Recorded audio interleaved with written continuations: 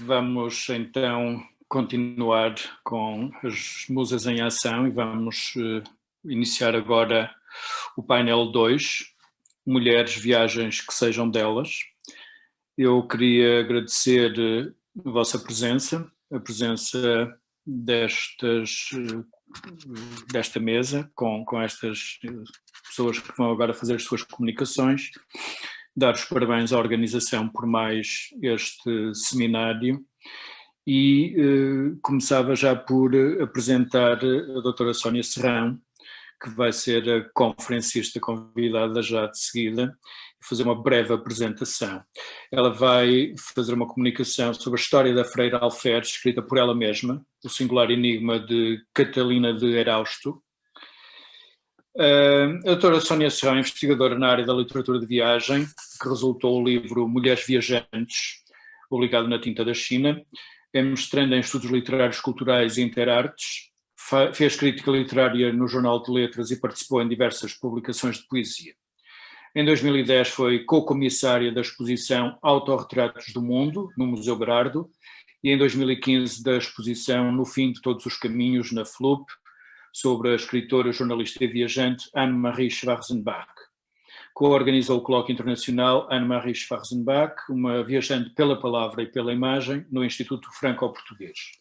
Participou também como representante de Portugal na conferência Cross-Border Conversations, European and Indian Women Writers, realizada em Nova Delhi, entre outras conferências ligadas à literatura de viagens. Bem-vinda e ficamos contentes por a ter cá.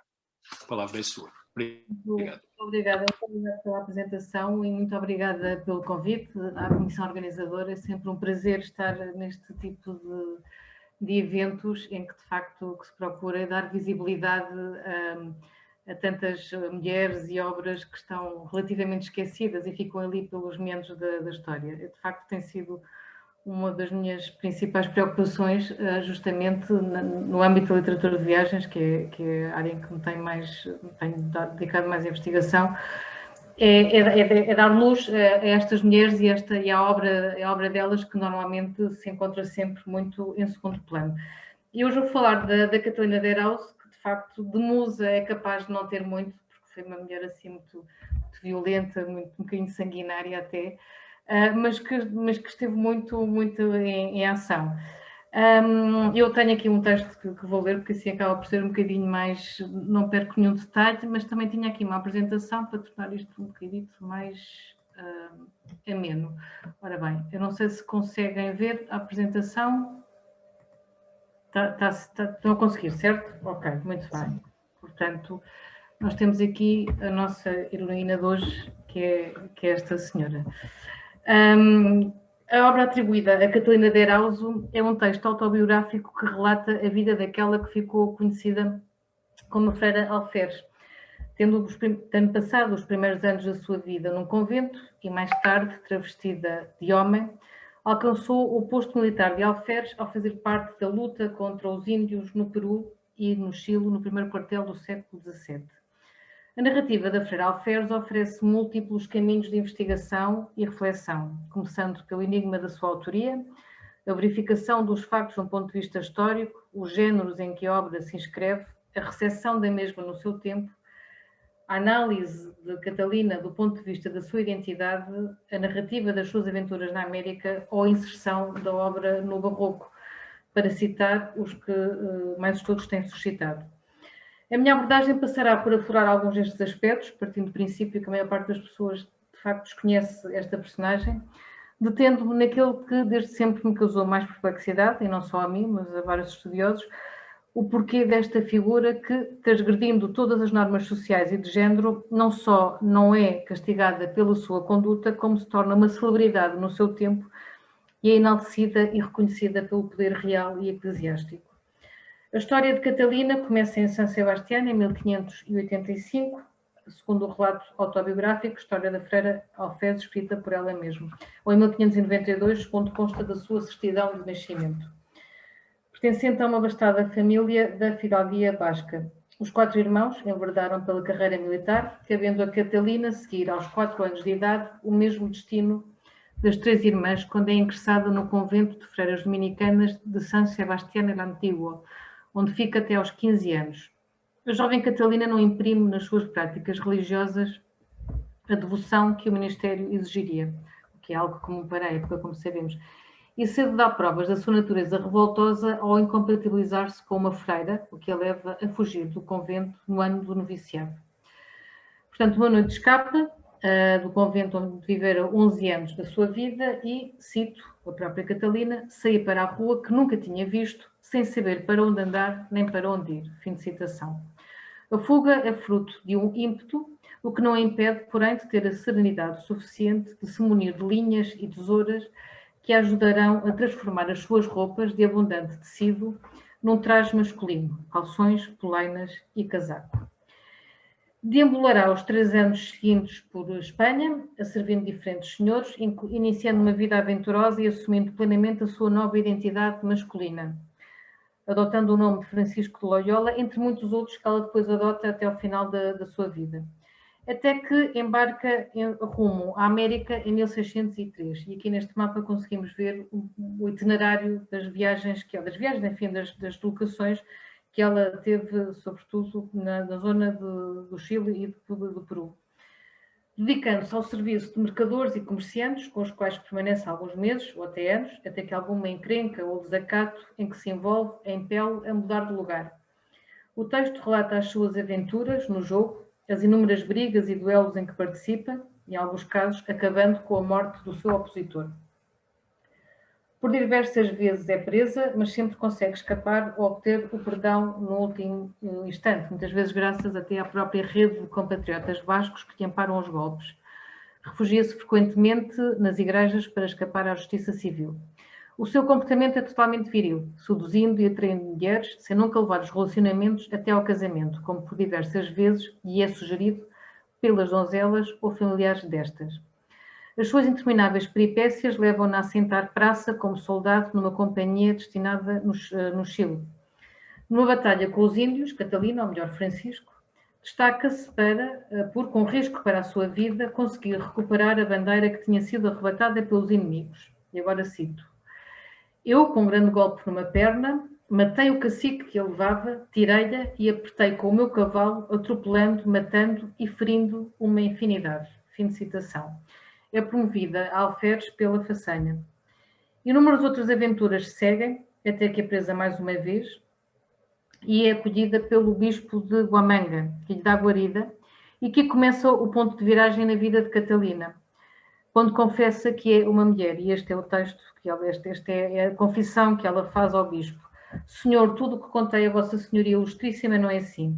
A verdade é esta: sou mulher e nasci em tal parte, filha de fulano e cicrana, meteram-me com idade tal em certo convento, com fulano é minha tia, ali fui criada, tomei o hábito e fui noviciada.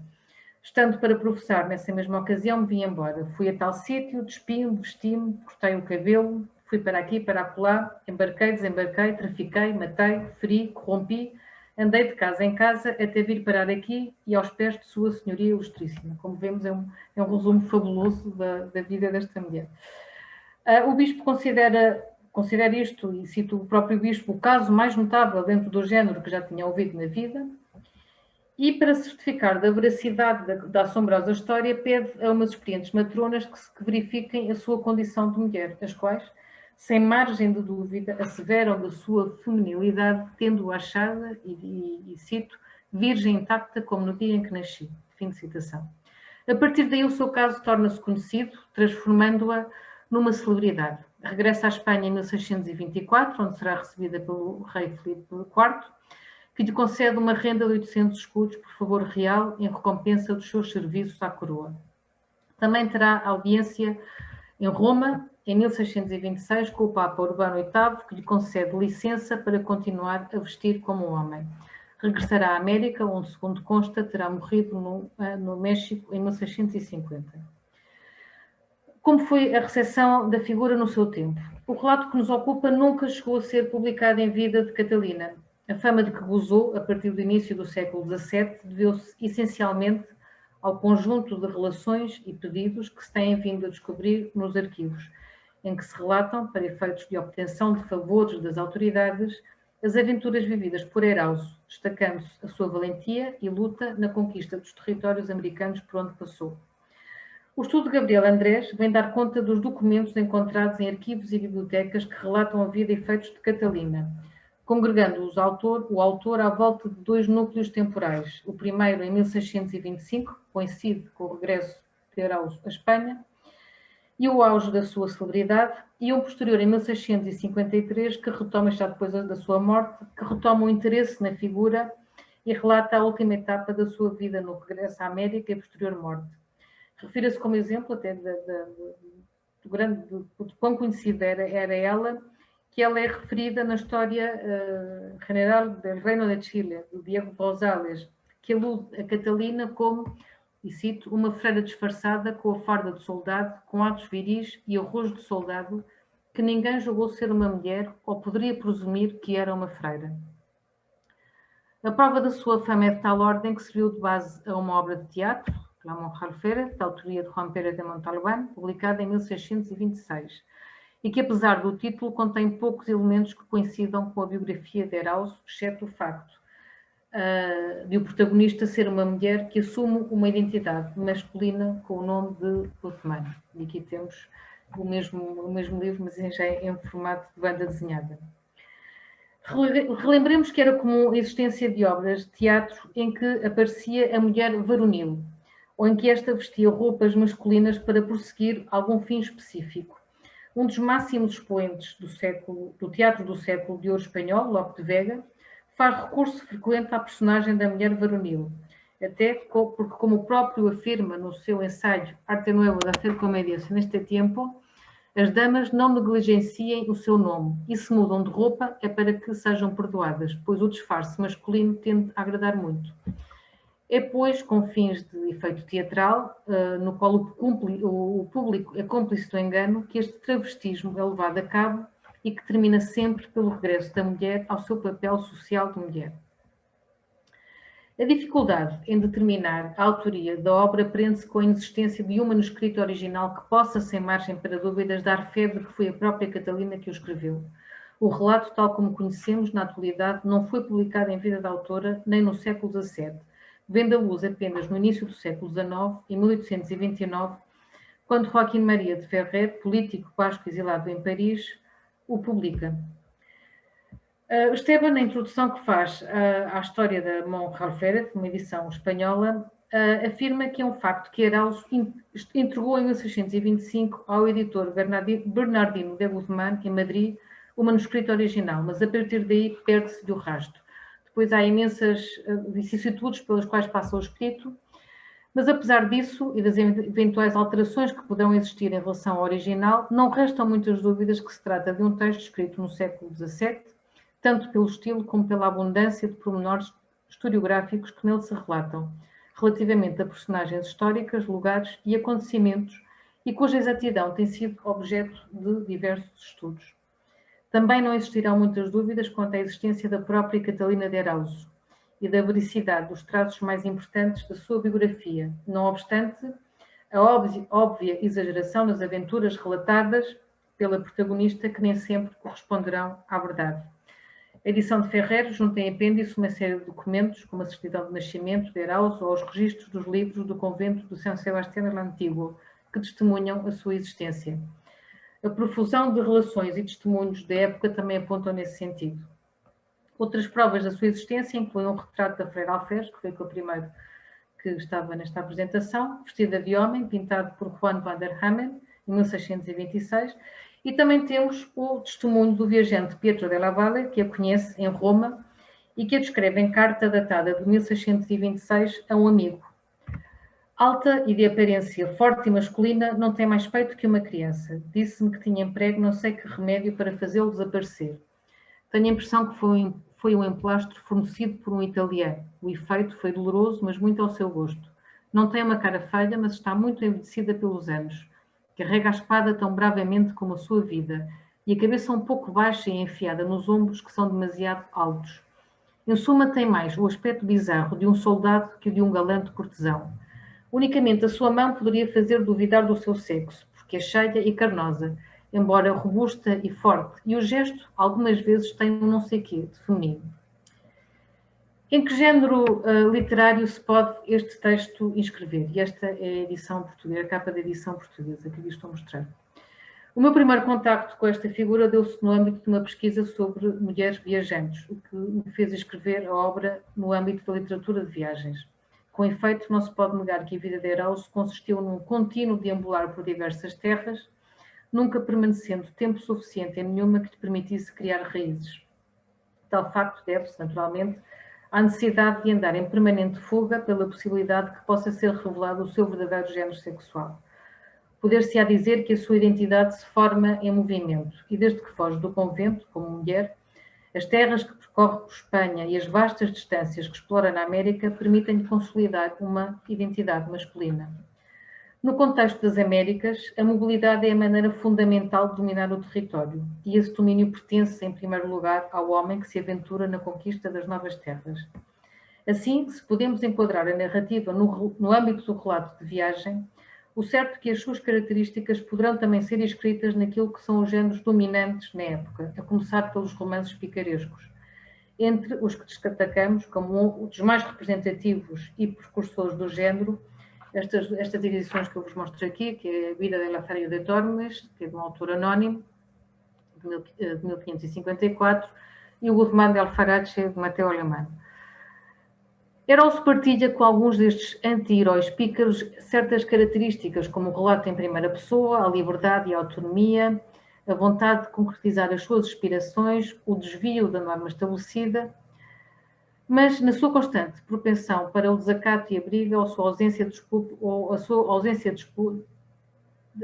escrúpulos para roubar os patrões ou fugir das situações de compromisso com as mulheres. Tal como Lafcadio, Araújo começa por estabelecer a sua filiação e, neste caso, ao contrário do habitual, a sua origem não provém do extrato mais baixo da sociedade. O que impele a essa visão não é a pobreza em que nasce, nem a sua necessidade de ascensão social, mas sim o sexo feminino que a limita e que não lhe dá outra opção, senão o travestismo, para poder viver as aventuras a que aspira e não ficar limitada às insuficientes opções das mulheres da sua época, que se reduziam a professar como religiosa ou a casar. Como afirma a professora Ludmila Camacho Patero, e cito, no final do século XVI e meados do século XVII, o travestismo para mulheres da classe média e baixo foi, a par do casamento, os votos religiosos, a prostituição ou outras atividades criminosas, outra forma de sobrevivência. A roupa masculina deve considerar-se, nestes casos, como o trampolim para alcançar uma ousada independência e autorrealização pessoal. Fim de citação. Estas escassas possibilidades contrariam aquilo a que ela aspira, que era, como a própria afirma, andar e ver o mundo. Igualmente, o caráter exagerado do relato, cujos fatos, na sua maioria, não se podem historicamente documentar, partilha desse universo fantasioso e hiperbólico das personagens pícaras. A obra tem também elementos de autobiografia confessional, de que teríamos como antecedente mais relevante o texto de Santa Teresa de Ávila, esta obra de Santa Teresa de Ávila. Embora não possamos encontrar no relato de Araújo características especificamente espirituais, antes consubstanciando a sua escrita uma sucessão de acontecimentos de caráter aventuroso, o facto é que o ponto culminante da obra advém no momento em que revela a sua identidade ao bispo que a confessa e acaba por redimir toda a sua conduta anterior. Há uma espécie de revelação e de momento redentor quando se encontra perante o bispo, e como ela própria diz, e vendo-o tão santo, parecia-me estar na presença de Deus. O que a leva à revelação, a destapar o véu com que tinha coberto a sua pessoa. Por último, o hibridismo da obra manifesta-se nas características que partilha dos relatos dos soldados e aventureiros que descreviam os seus feitos nos vice-reinados na América, vice-reinados espanhóis na América, como forma de obter algum tipo de recompensa, como já vimos que aconteceu com a própria Catalina e as relações que foram escritas da sua vida.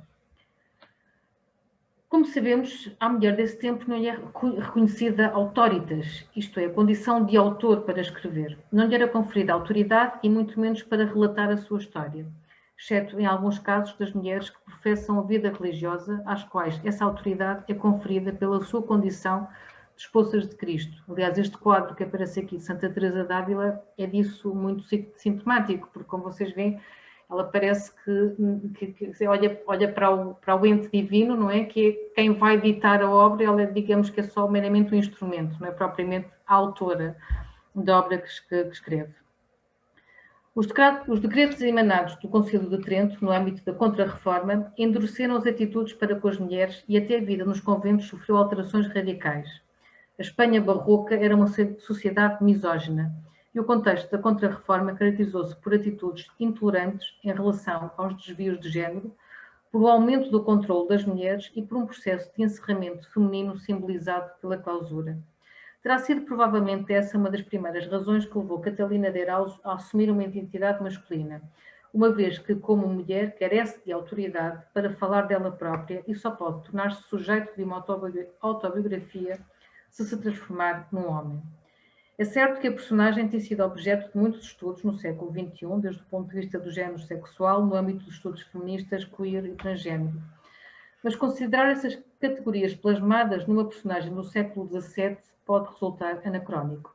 Ainda assim, permite reflexões interessantes, como a da professora Lise Segar, que encara o prefixo trans na vida de Herauso como uma espécie de símbolo do perpétuo movimento em que a personagem viveu, movimento esse que era negado às mulheres.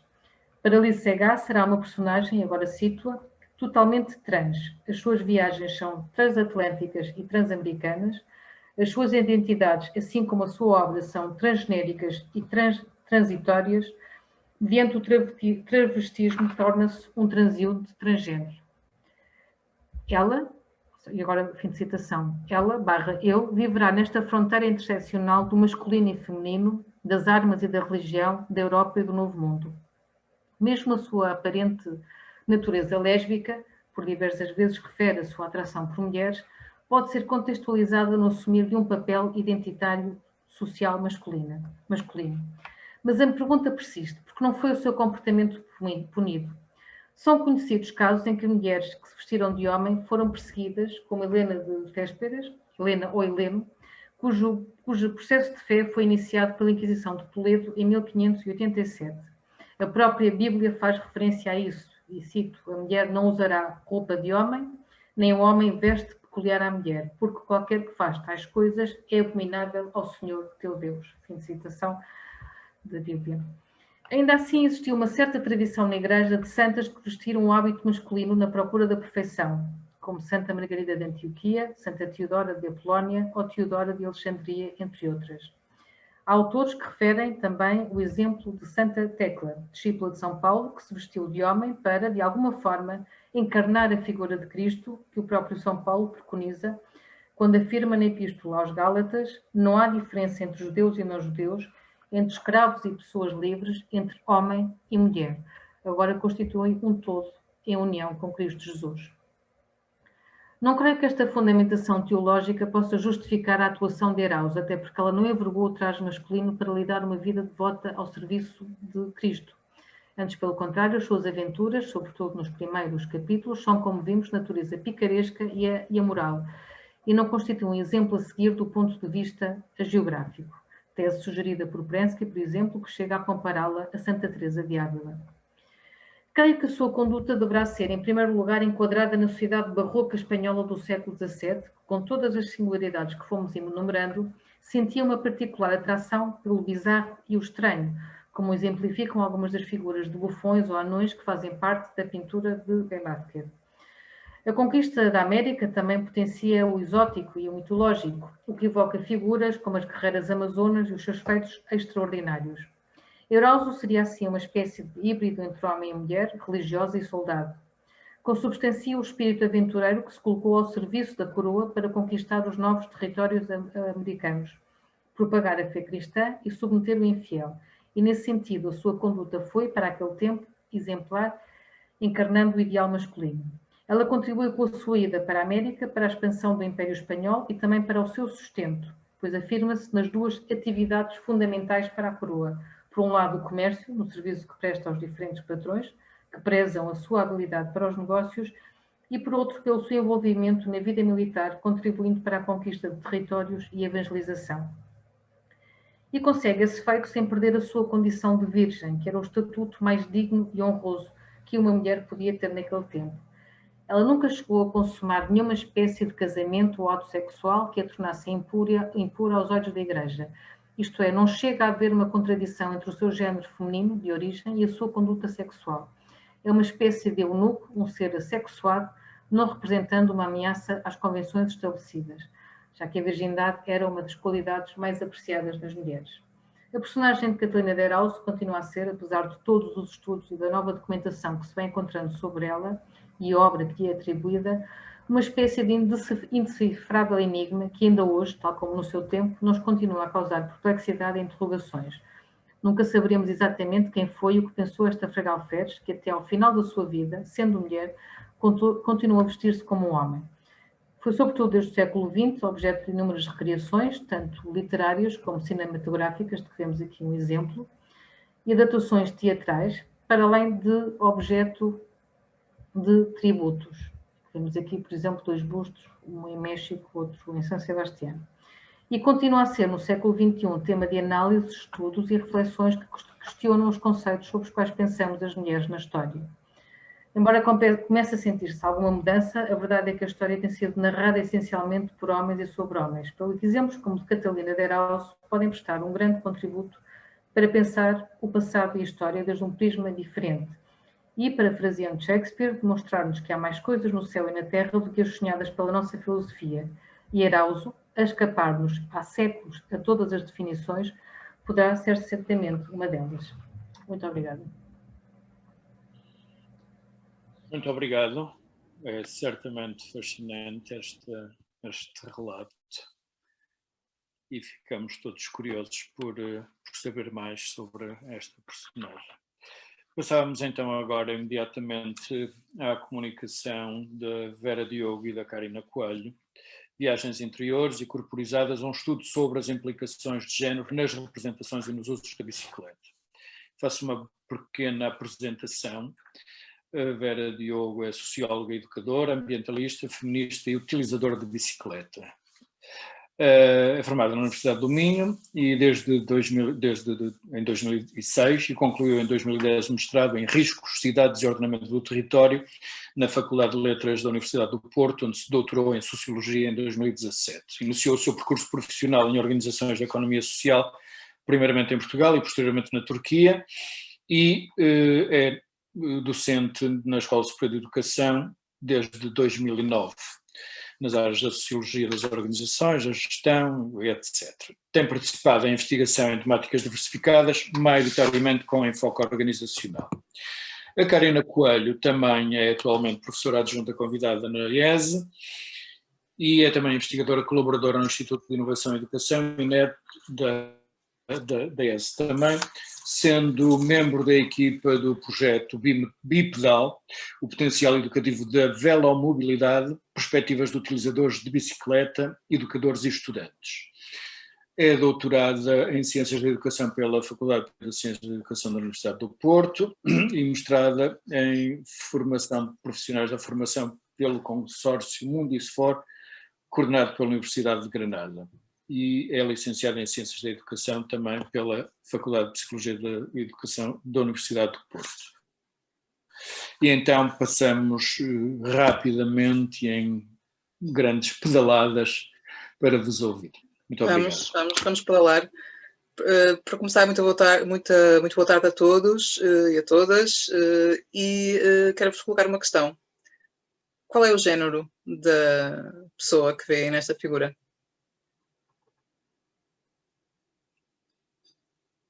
Alguém pode responder? Não é identificável, acho eu, não sei. Não é identificável. Ok. É uma mulher.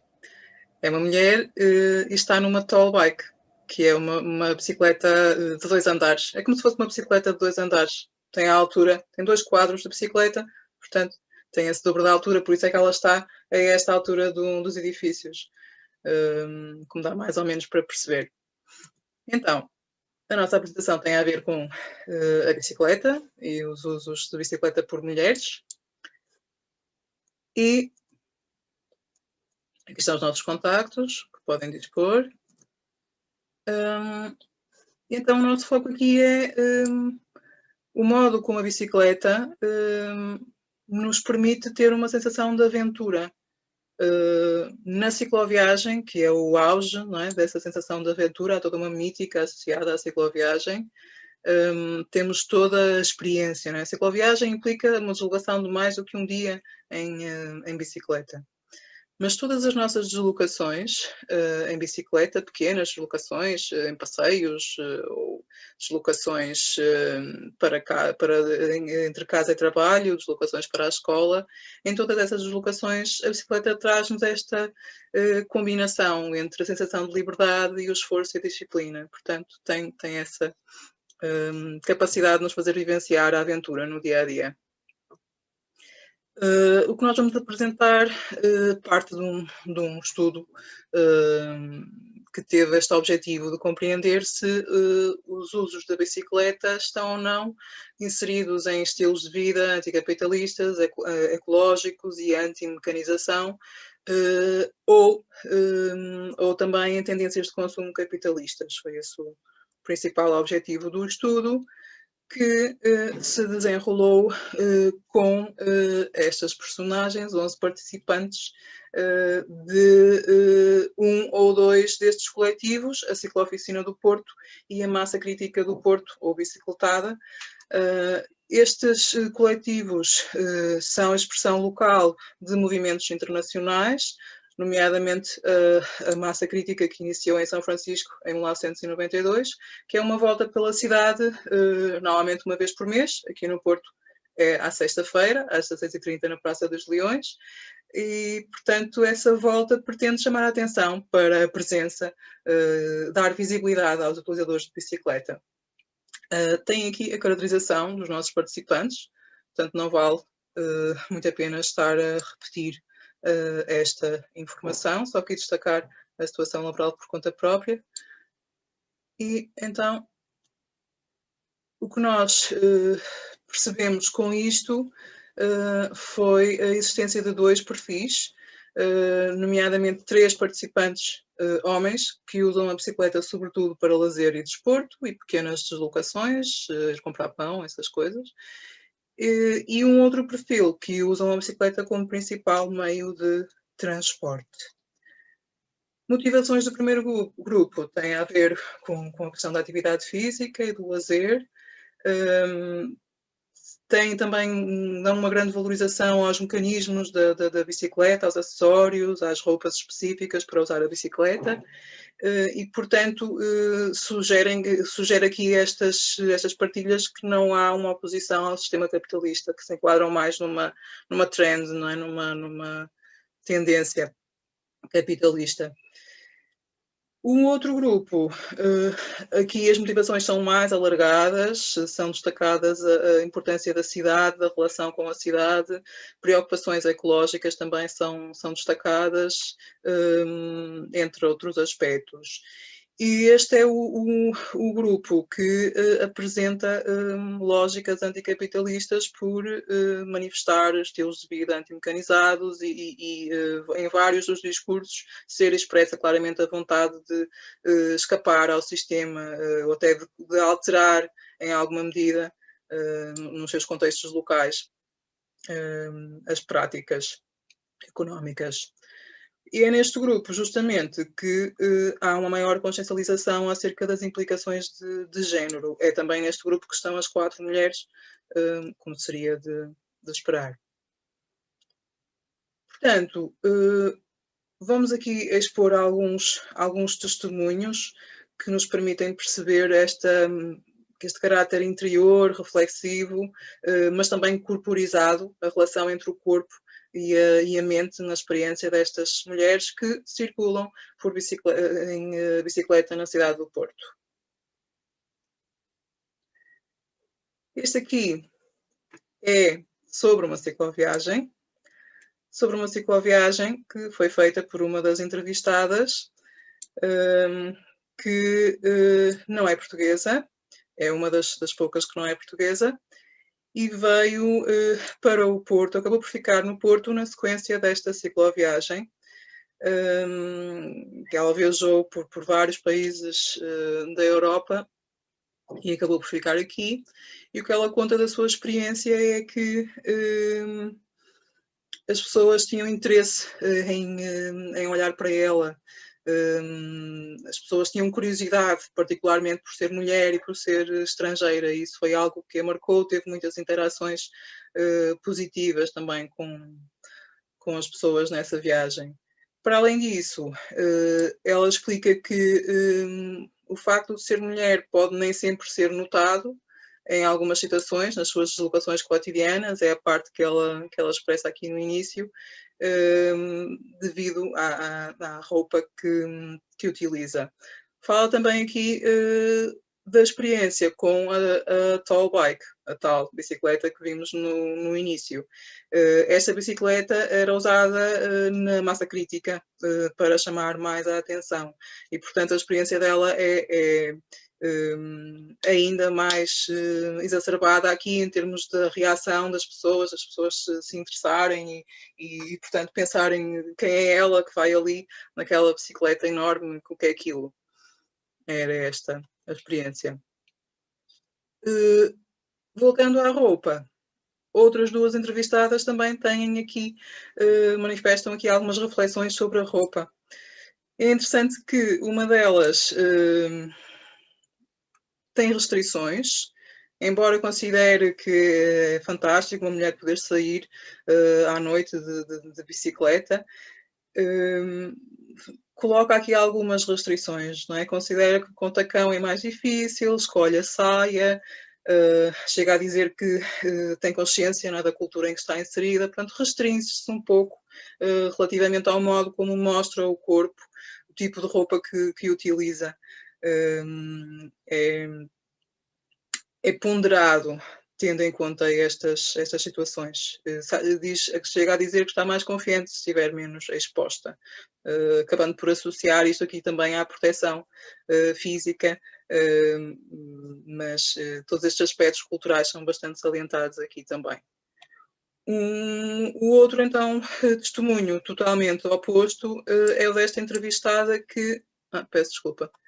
Desta entrevistada que veste tudo aquilo que lhe apetece, como está aqui escrito, inclusive vai à ópera de vestido, usa todo o tipo de roupa, ao contrário da outra, até considera que o tacão é mais favorável, porque permite chegar mais rapidamente ao chão, e portanto, e aqui nesta descrição que ela faz de uma situação num batizado, descreve bem como consegue contrariar as barreiras culturais que lhe são impostas, mesmo relativamente ao estacionamento da bicicleta, que muitas vezes não existe, ela simplesmente assume que tem de haver um local e, portanto, as pessoas acabam por reagir de modo a ceder, porque ela age como quem tem direito a estacionar a bicicleta naquele local. Então, dou a palavra agora à Karina. Continuando então com esta análise, a análise das viagens das mulheres em bicicleta, há também aqui a referência à presença no espaço público também em determinadas horas, não é? Esta participante, esta entrevistada, partilha a situação em que sai do cinema da sessão da meia-noite e vai na sua bicicleta e houve, não é, interpelada por um jovem homem, rapaz, que estava com outras duas mulheres também àquela hora em espaço público e faz o comentário, não é, a menina a esta hora, mas rapidamente, não é, a entrevistada para e diz, e qual é o problema? Também não está aí ao seu lado duas meninas, têm tanto direito ao espaço público como qualquer outra pessoa, não é?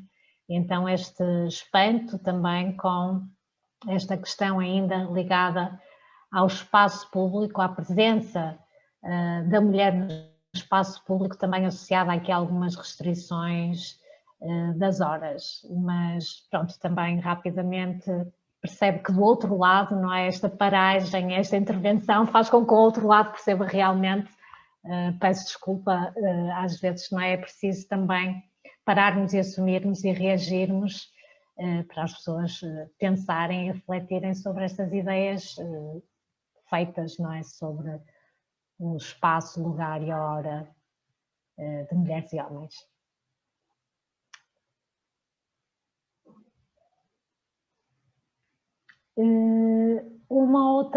Outras duas partilhas, ok, aqui, referem-se aqui a estas percepções também de que, pensando, não é, nas diferentes experiências entre homens e mulheres no uso da bicicleta na cidade, não é? Surge aqui esta ideia de que, eventualmente, como já há esta associação entre andar de bicicleta no Porto, numa cidade com trânsito, pode gerar aqui algum receio do perigo, não é, do acidente, e eventualmente nas mulheres até pode estar mais acentuado. Também esta ideia de que, pronto, para fazermos estas subidas do Porto temos que estar relativamente equipados com bicicletas que o permitam e saber fazer a sua manutenção. E é também aqui a explorar esta questão da manutenção e das diferenças de saberes e aprendizagens entre homens e mulheres, que também nos partilham aqui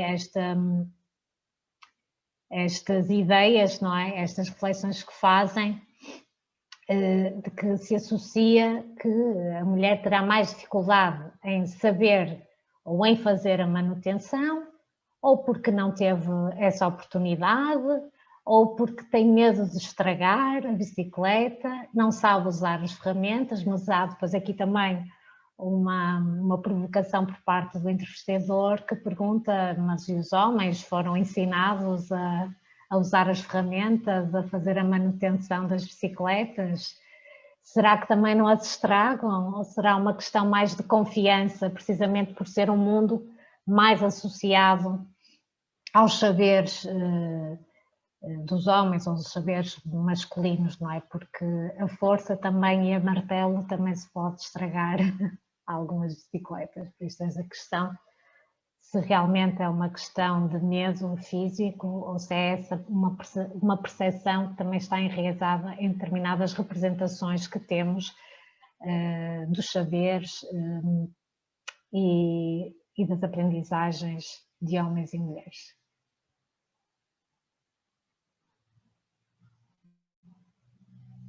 E na continuidade, não é, desta questão da manutenção da bicicleta, não é, esta ideia de se ferramenta é uma coisa de homem, há também uma participante que expressa que as situações, eventualmente as situações menos positivas que tem da sua experiência de andar de bicicleta na cidade do Porto, é quando tem que fazer alguma reparação e é abordada por pessoas para ajudar. E essas pessoas são essencialmente homens, não é? E assumem tanto este papel, este desígnio de que o homem tem que ajudar a mulher nestas questões mais mecânicas, não é? Que às vezes até lhe tentam tirar a ferramenta da mão, não é?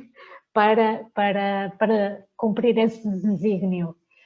E então isso é das situações que mais a aborrecem, não é? Porque de facto anda há anos de bicicleta, sabe tudo o que é preciso para reparar a bicicleta nas suas situações de viagem e que de facto ainda há aqui um trabalho de consciencialização das pessoas para perceberem disso, não é?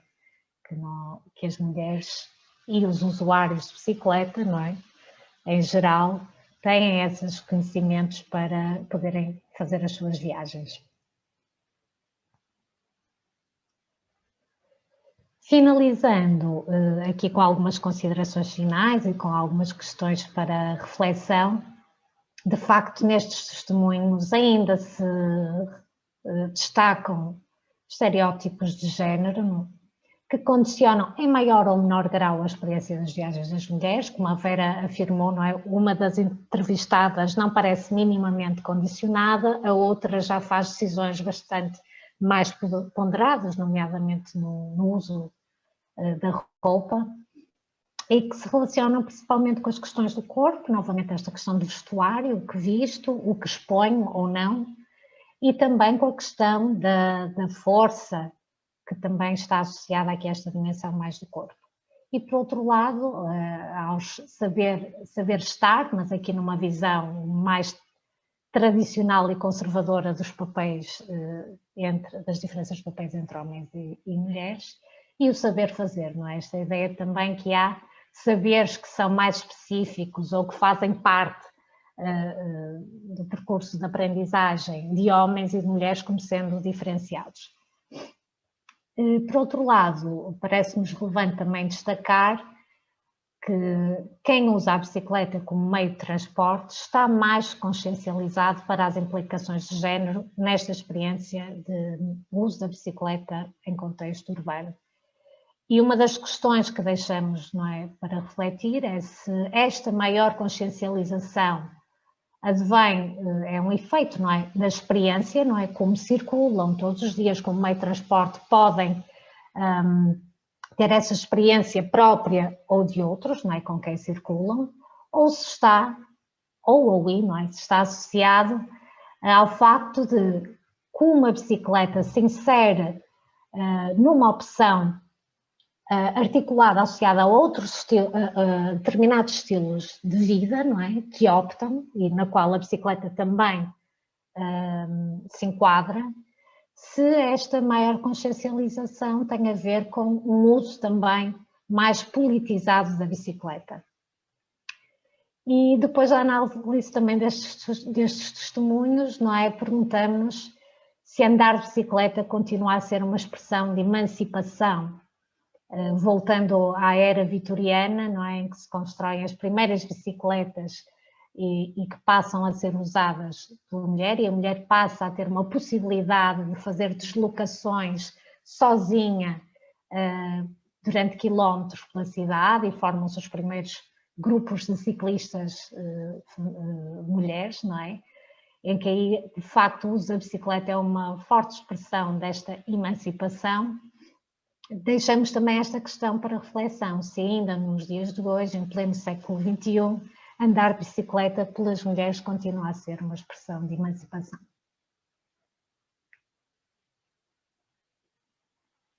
Tem aqui as referências.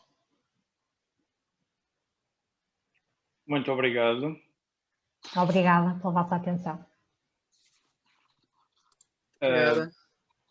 Passamos então de seguida a apresentar a Letícia Cardoso, bem-vinda, e assim muito rapidamente, a Letícia é graduada em Artes Plásticas na UDESC, mestre em Poéticas Visuais no programa de pós-graduação do Instituto de Artes da UFRGS e atualmente é doutoranda no programa de pós-graduação em Artes Visuais. Participou no 32º Programa de Arte Brasileira, em 2012, no Museu de Arte Moderna, de São Paulo.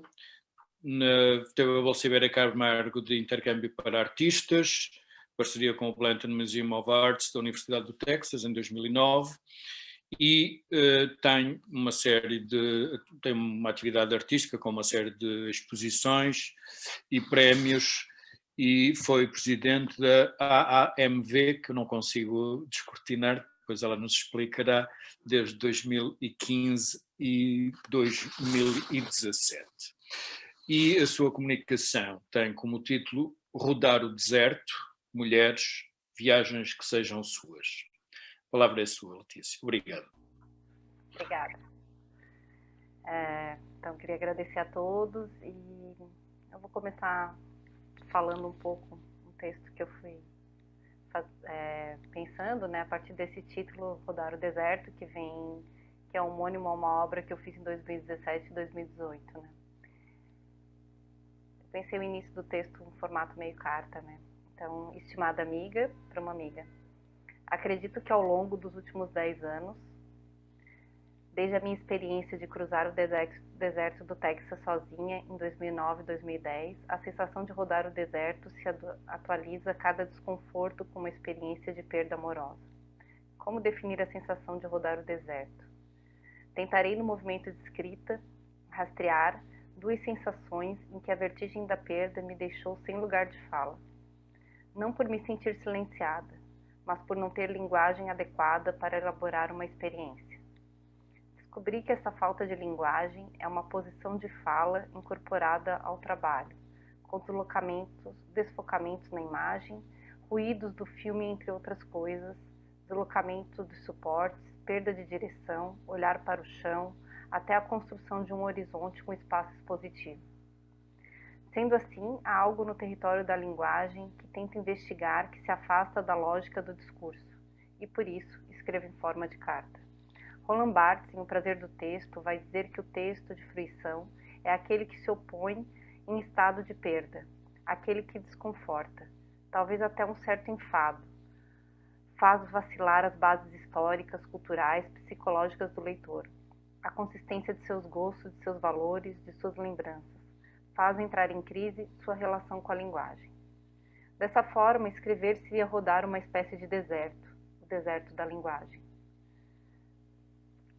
E o que eu retomo da minha travessia pelo deserto neste encontro seria quais as sensações do corpo que se repetem nos dois trabalhos, como Austin, Paris, e o Rodar o Deserto. Eu vou mostrar agora um pouco os trabalhos.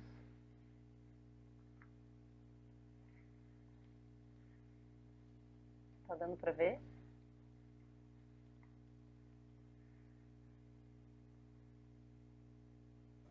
Sim. Ah, tá. Então, essa é uma imagem, né, de uma das paradas, né, o projeto ele começa a partir dessas fotos que eu fiz do filme, né, e do Paris, Texas, do Wim Wenders, né, do cineasta de 84. Então eu inventei, esse era a capa do projeto que eu enviei para a Bolsa Iberê Camargo, que chamava Austin, Paris, um ruído entre Jane e Travis. E tinha essa relação com a incomunicabilidade, em que a personagem, né, a Jane, depois ela olha para o telefone, né, à espera de uma ligação, e ele no telefone que possibilita uma fala, mas com a mão tampando esse espaço da fala, né? E entre os dois esse deserto, né? Então a ideia era fazer a partir do ponto de vista com a imagem feita com um dispositivo de celular, a viagem, né, de Austin até Paris, no Texas, que é a cidade que nunca aparece no filme, né? Então eu chego em Paris, Texas,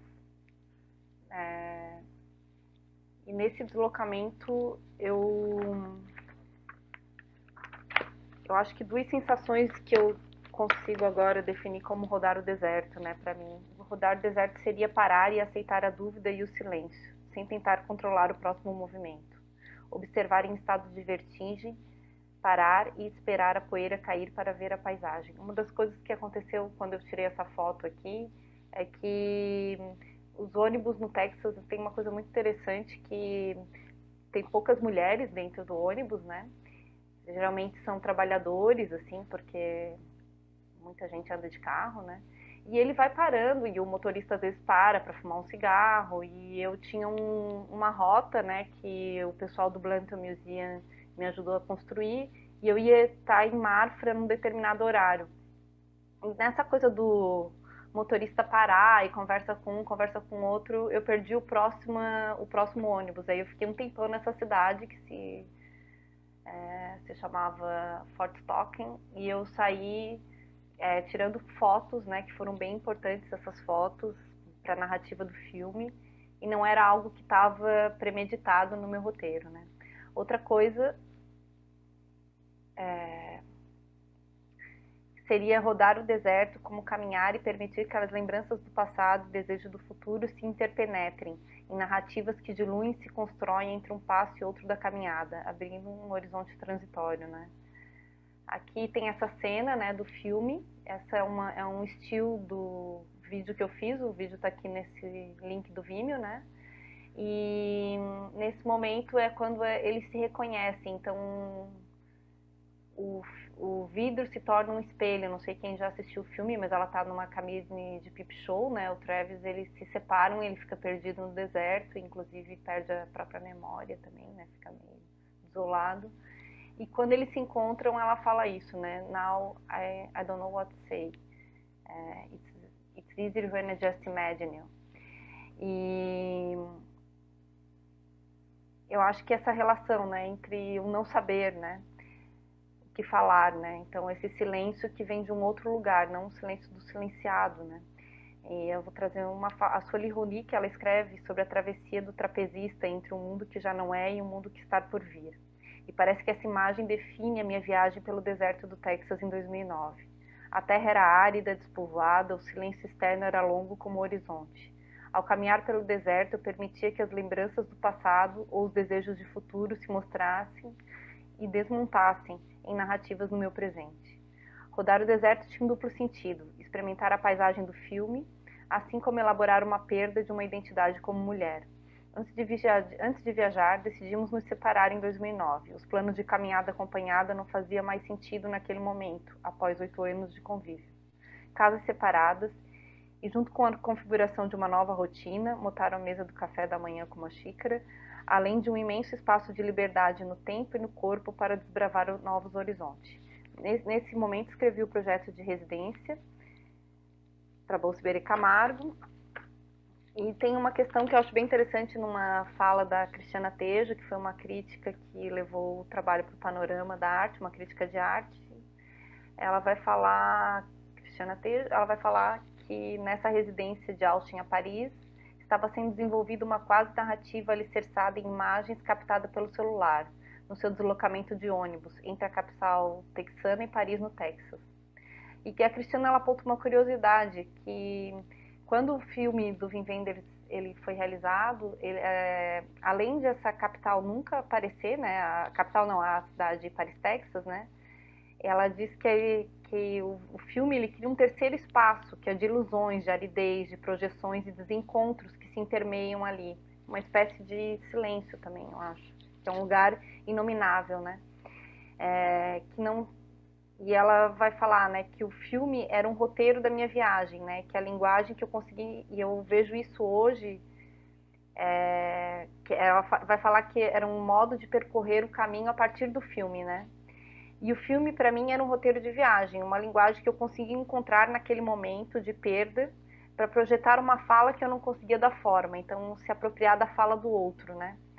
E eu acho bem interessante que o Wim Wenders ele vai falar que quando ele terminou o Paris, Texas, perguntaram para ele se era verdade ou ficção, e ele falava, agora é verdade, quando a pessoa pergunta, né, porque tem uma dúvida, né? Então...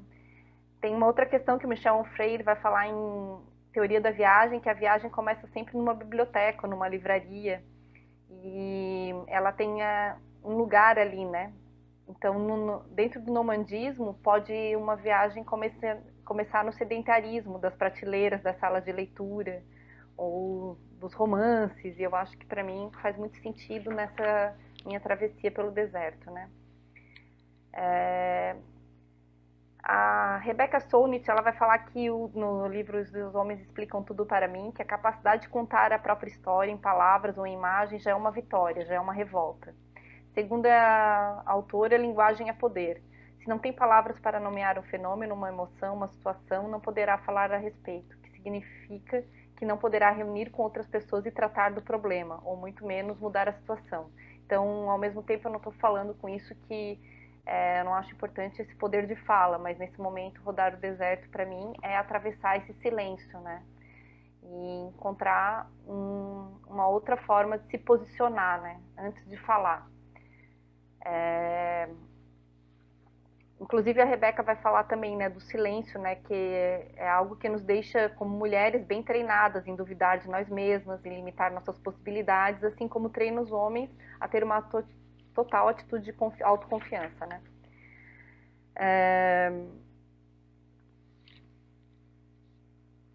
E eu acho interessante pensar esse lugar do silêncio, né, do movimento. Até o Wim Wenders ele vai falar, né, que como muitos roteiros dele nascem em lugares em projetos de viagem, né, porque ele pensa que viajar é fugir de algo, é running away for something, né, buscar um outro ponto de vista e encontrar também alguma coisa que nos move, né. Então, eu fico pensando nesse movimento pré-linguagem, né.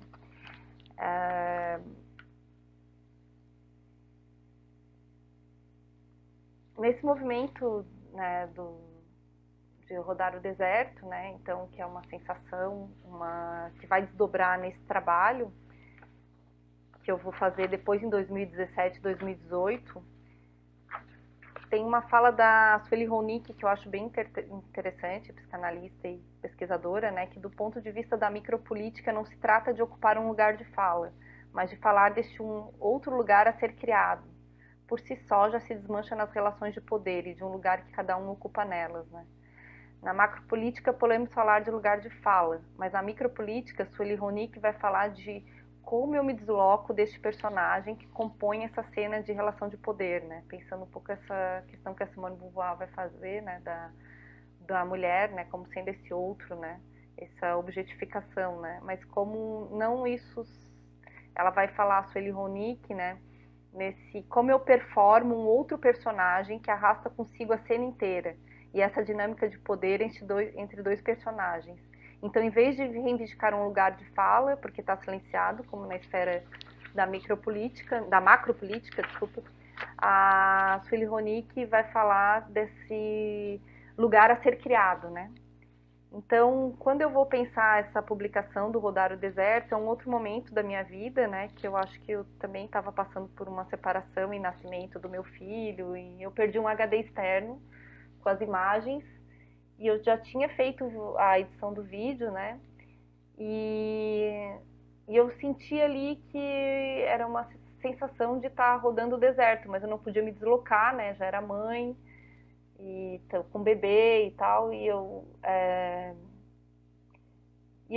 comecei a fazer um print screen do vídeo que eu tinha feito e retirando as cenas do Wim Wenders. Eu acho que ali eu já me sentia com uma certa vontade de falar de outro jeito, né? Então, acho que tem um deslocamento, uma viagem entre as linguagens, né? Do vídeo, eu faço o print screen, onde tem uma perda de qualidade da imagem, e faço essa publicação, que eu chamo de Rodar o Deserto, que eu mostro ela nesse formato de bloco, e que o espectador pode levar para casa, né?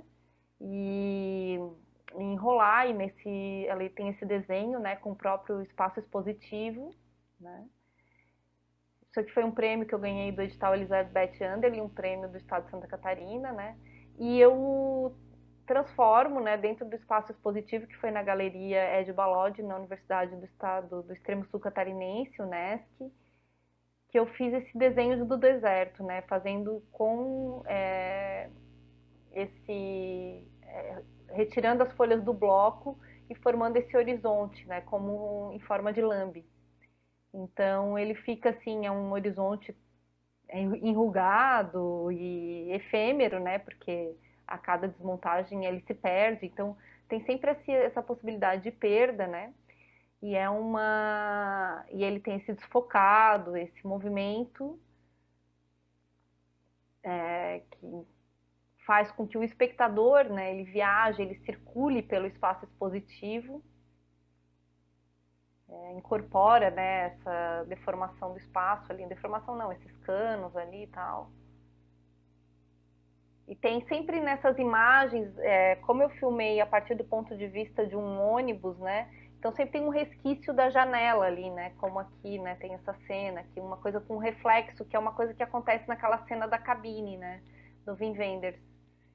Então, tem esse lugar, assim, aqui também, né, uma espécie de reflexo que muda a cor, então tem esse desarranjo aqui do horizonte, né, esse desencontro, desencontro.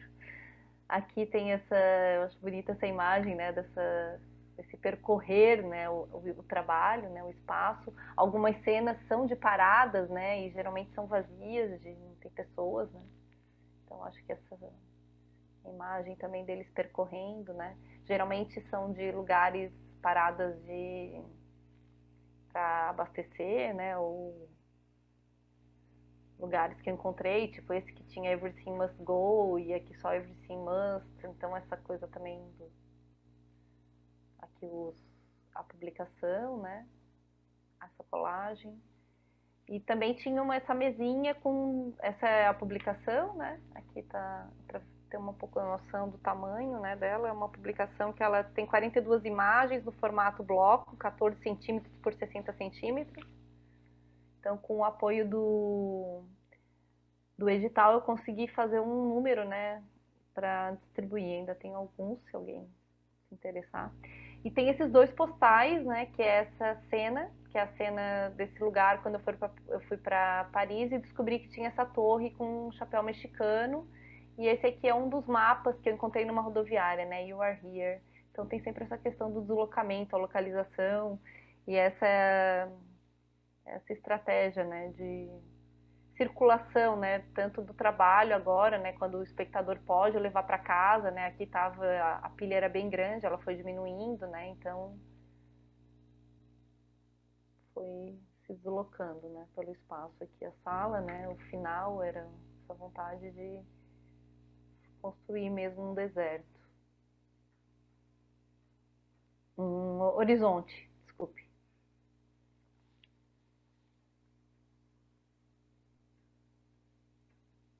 Esse trabalho, ela aconteceu em 2013, 2017, 2018, né? E o outro foi em 2000, aqui, né? Um posto, então ver assim essa paisagem, né? Sempre essa relação. E eu fico pensando nesse deslocamento, né? Das narrativas, né, da minha narrativa, né, enquanto espectadora do filme e depois produzindo essa conversa, né, esse deslocamento do personagem na narrativa eu também queria trazer numa outra cena do vídeo do Austin Paris que eu fiz. Esse vídeo ele foi apresentado na Fundação Iberê Camargo e no Panorama da Arte Brasileira no MAN e sempre dentro do cinema. Dos lugares, né? Ele não foi exposto dentro de numa TV ou num computador ou projetado no espaço expositivo, né? Acho que tinha essa relação de mostrar num lugar com referência ao cinema, né? E eu vou mostrar essa cena. Dá pra ver? Tá dando pra...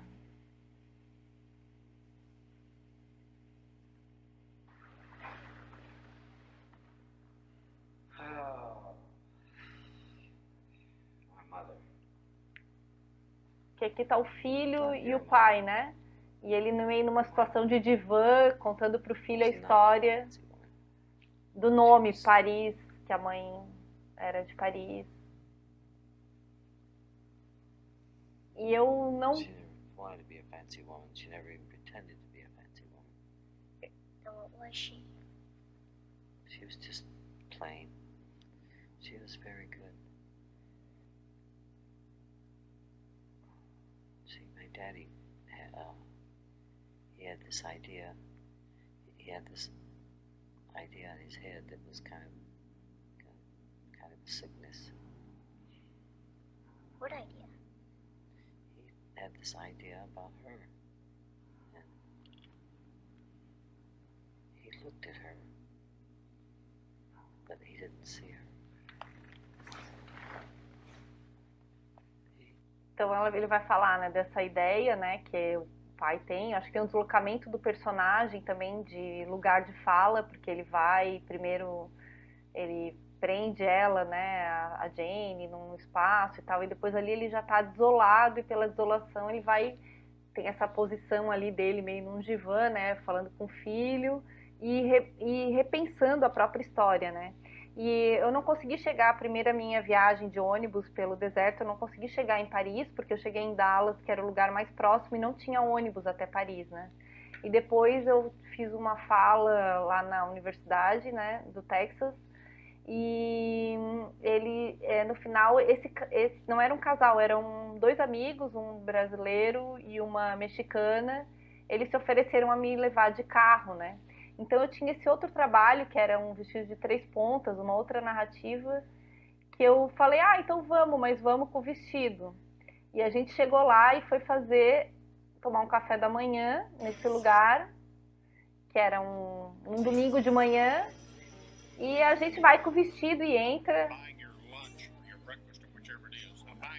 Esse senhor paga o café pra gente, essa senhora veste uma das pontas do vestido, né?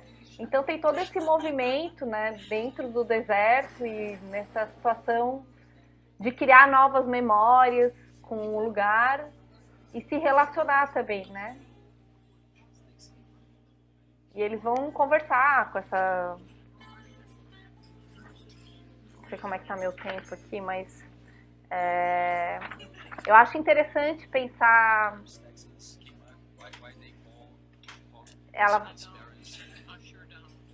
Ela vai falar que teve um incêndio, né? E daí eu vou costurando isso também com a fala... Letícia, estamos mesmo já muito além do tempo. Eu peço desculpa. E ele vai falar de um incêndio, né? Que ele... Então tem essa costura dentro da linguagem também, né? Que eu vou botando às vezes a legenda em inglês, às vezes a legenda em português. E esse lugar do homem, né? Correndo e tal. E o... Em busca, né? E é quando ela se reconhece na fala, né? Mas enfim, não sei se todo mundo viu o filme, mas voltando à questão da viagem... Peço desculpa, estamos já muito para além do tempo. Pedia que fosse breve. Pode ser? Ai, desculpa. Tá bom? Acabou? Já estamos para além do tempo. Pedia que concluísse, por favor. Tá. Eu posso encerrar ou não? Não.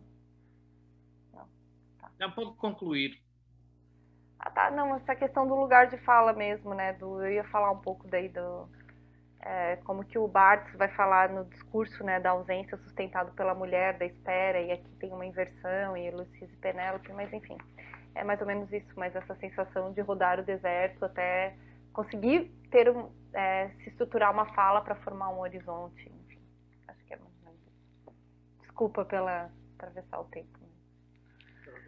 Nós já pedimos desculpa e estamos para além do tempo, estamos a dar essas indicações e eu tenho mesmo muita pena que nós não consigamos debater aqui um bocadinho, porque foram todas as intervenções muito ricas. Há uma pergunta do público que me dizem que para poderem responder via chat do YouTube, se possível.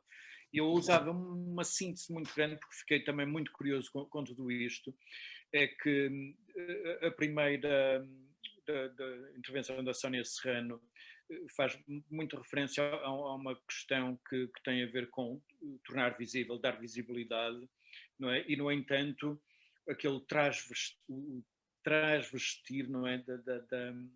Da Catalina de Erausto torna sempre o corpo invisível. E, portanto, a construção do corpo implica também essa performatividade e, portanto, essa performance cumpre ou não uma expectativa. Portanto, o que vestimos faz também a construção do género. E, portanto, eu questiono-me, dentro de uma burca está uma mulher, não é?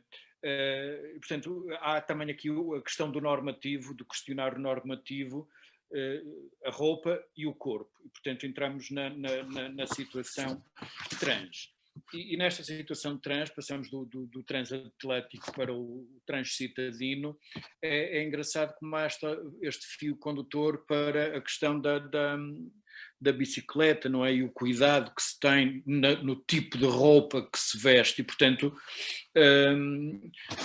lembro-me aqui do livro bem antigo da psicologia do vestir e, portanto, outra vez esta questão da performance, o que é que comunicamos, o que é que queremos comunicar e esta relação também que a bicicleta tem na construção do próprio género, seja masculino ou feminino. Portanto, eu tive uma bicicleta de rapaz e, portanto, isso também me construiu como rapaz. E hoje não é só o vestir, é também a relação que temos com a tecnologia, a mecanização, a motorização elétrica e por aí fora. E, portanto, na relação com a cidade, temos um corpo a corpo, porque a cidade depois também pode ser um corpo mais amigável ou mais em conflito, a querer mais esforço ou não, e nós sabemos que o Porto tem essa relação de intensidade de corpo a corpo para quem anda de bicicleta. E de repente chegamos ao deserto, não é? E no deserto ficamos sempre com medo de nos perdermos e a Letícia levantou aqui uma questão que é super interessante, que é a nossa relação com a memória e como de repente deixamos de funcionar do cor, do par cœur, para confiar tudo a uma memória externa, a um disco externo. E citando aqui o nosso técnico de informática, num diálogo que tive com ele sobre questões também de perda de memórias, ele teve uma frase lapidar que disse: quanto maior for a memória, mais perde. E efetivamente isso é o que nos acontece a todos, porque temos uma memória externa e por vezes descuidamos a nossa memória interna. As cartas eram objetos que perduravam no tempo, que eram depois publicados, são lugar de fala, e o digital, não sei se vamos ter alguém mais tarde a publicar epistolografia, porque provavelmente vai tudo perder-se, e portanto o que é que fica? Para já vai ficar o silêncio, mas um silêncio para ouvir o pensamento. Muito obrigado a todas, tenho mesmo pena de não podermos continuar a conversar. Parabéns. Até breve. Obrigada. Até breve, boa tarde. Obrigada.